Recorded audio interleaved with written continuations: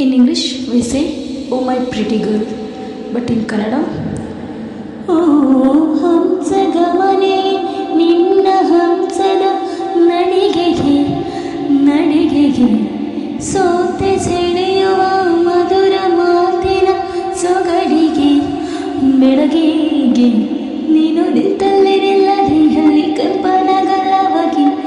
ನೋಟದಲ್ಲಿ ಕೊಲವಾಗ ತಲ್ಲಣವಾಗುತ್ತಿದೆ ಕೆಳೆ ಚಲನೆ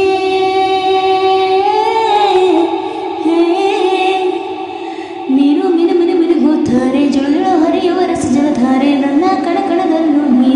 ನೀನೆ ತುಂಬಿರುವೆ ಮನಸಾರೆ